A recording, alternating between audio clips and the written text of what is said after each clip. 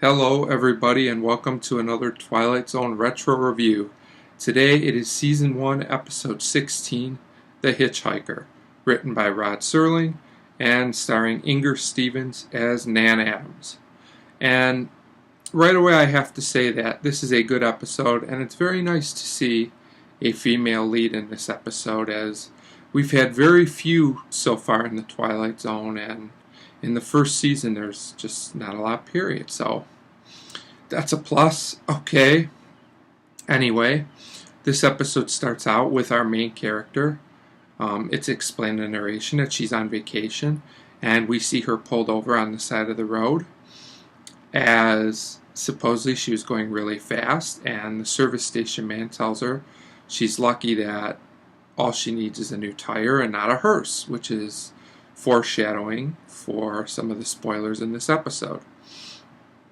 And when she goes to the service station, she starts to see this hitchhiker on the side of the road all the time. But what we find out is that only she sees him, because the service station man says, "What hitchhiker? He cannot see him." And this is very effective. This hitchhiker is really pretty creepy, I must say. So at this point, the episode takes an interesting turn as we start getting narration from her point of view, which I'm not always a huge fan of, but in this case I think it works very well. Her voiceovers, and they continue throughout the episode at different times. And basically what happens is the story keeps moving along, and it's done well. It's pretty creepy.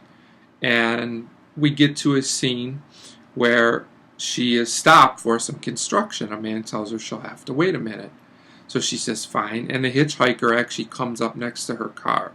Now this is a really creepy scene, and from then on she really gets freaked. She gets more and more paranoid and just seems to be a little bit out of her mind as she tries to get away from this hitchhiker. And there's a lot of really good suspenseful scenes in this episode as it goes along. I'm not going to describe each one in detail, but they work very well and build the suspense. And eventually it is said that 3 days goes by, she says, and that's really where the story picks up again. She goes to a place to get some gasoline because she runs out, and she really wants to keep moving because this hitchhiker's still after her. And she winds up meeting this serviceman who's on leave there, and they get the gas and they go off on the road again. And when she's with him, and he's a little bit weird to be honest, she sees the hitchhiker again and almost drives them off the road.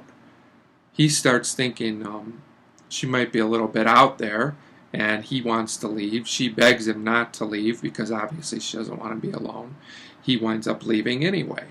So now she's back to being really, really freaked out again. And basically what happens from here is she says she's going to have another breakdown if she doesn't do something rational, so she calls home.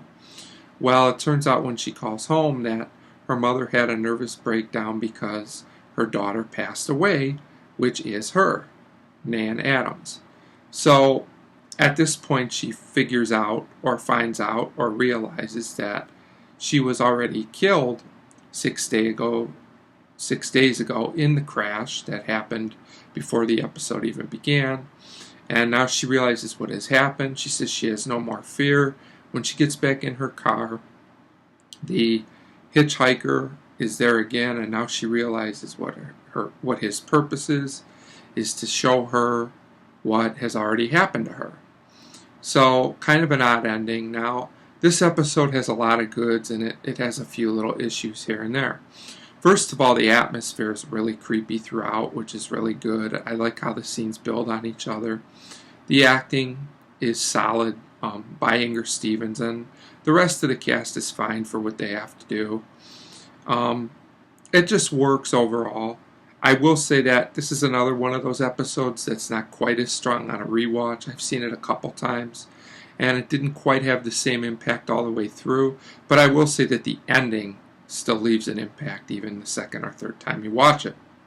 Now, one thing about this episode, if you notice, my synopsis may have been a little less than usual. That's because there's parts of this episode where nothing much does really happen. Even in the half-hour format, it seems a little padded in spots. There's an odd diner scene that really doesn't lead to anything. It just feels like there's a couple tacked-on moments that don't really need to be there, and they kind of do disrupt the flow and the atmosphere just a little bit from this episode. But overall, this is a classic good episode, and I give The Hitchhiker a 4 out of 5. 4 out of 5 for The Hitchhiker. Thanks for watching.